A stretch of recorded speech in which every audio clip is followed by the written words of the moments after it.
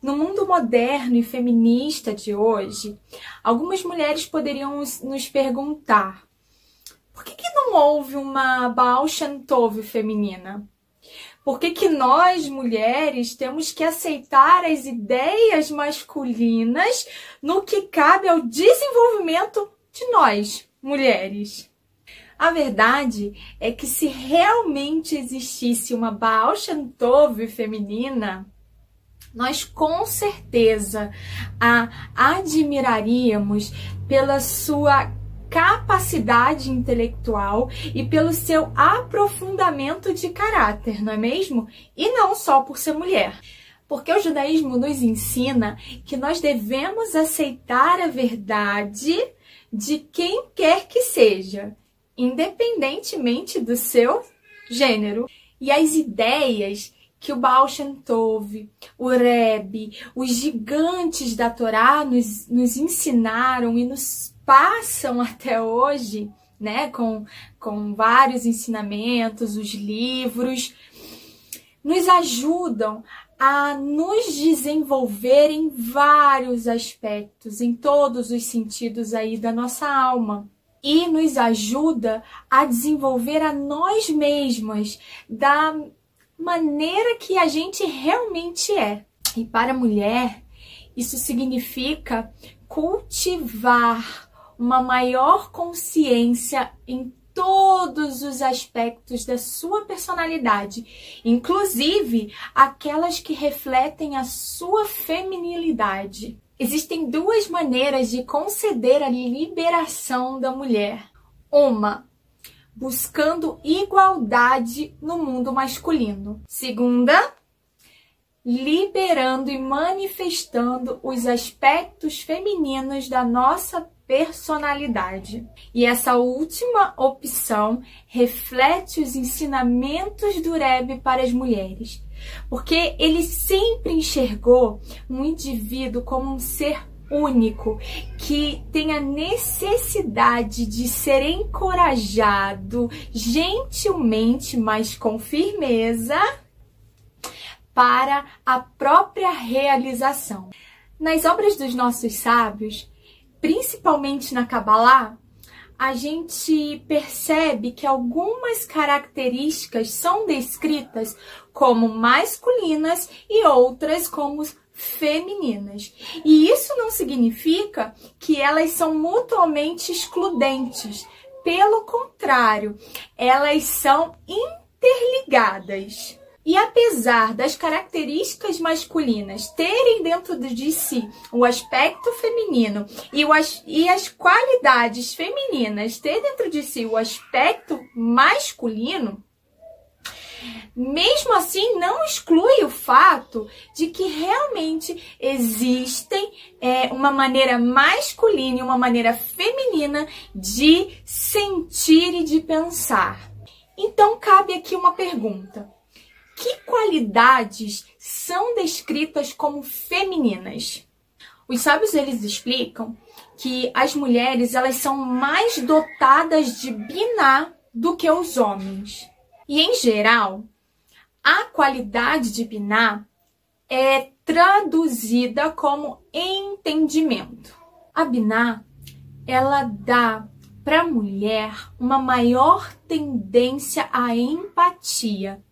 E há algo que os sociólogos chamam de conhecimento conectado. E é incrível porque a mulher, ela chega ao conhecimento de algo e ela estabelece uma conexão pessoal com esse conhecimento. E aí, a mulher consegue transformar esse conhecimento em parte de si mesma, ao invés de olhar para simplesmente uma construção abstrata. E na sociedade, a gente vê que a mulher ela está conquistando cada vez mais espaço no trabalho, né, no mercado de trabalho, assumindo muitas profissões que antigamente eram consideradas exclusivamente masculinas. Mas, por outro lado, a gente também percebe uma preocupação muito grande das mulheres com o outro aspecto da sua vida, né? O aspecto familiar, o aspecto da maternidade, e isso preocupa muito as mulheres. Então, vem cá, pensa aqui comigo. É certo que na nossa cultura é muito valorizado o dinheiro e muito valorizado o poder.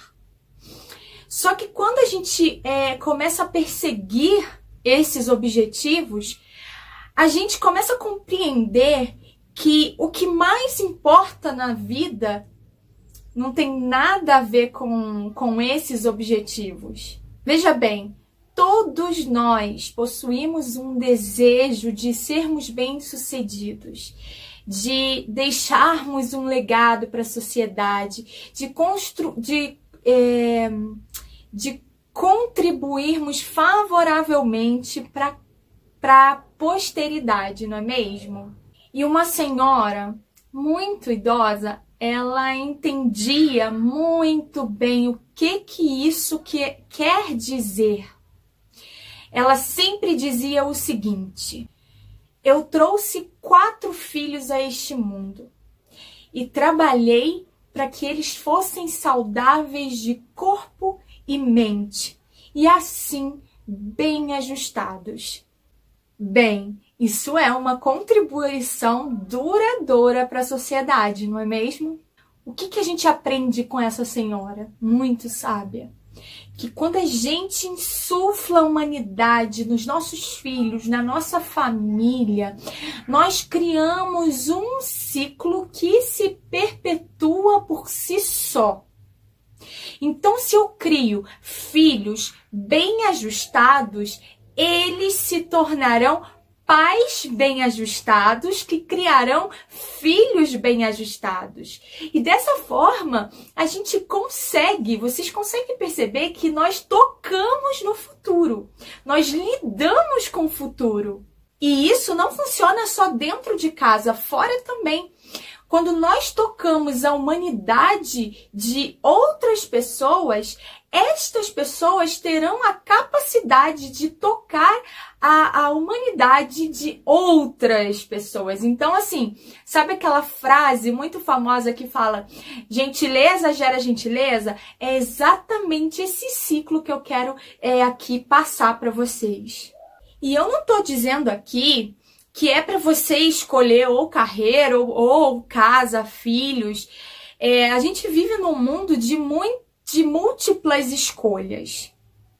Seja desenvolvendo uma carreira, seja fazendo a casa a sua carreira, ou a junção das duas coisas, o que eu quero dizer é que você, mulher, tem um potencial único de desenvolver, de tocar a humanidade dentro de você, dentro do seu esposo, dentro dos seus filhos e de todos aqueles que estão ao seu redor.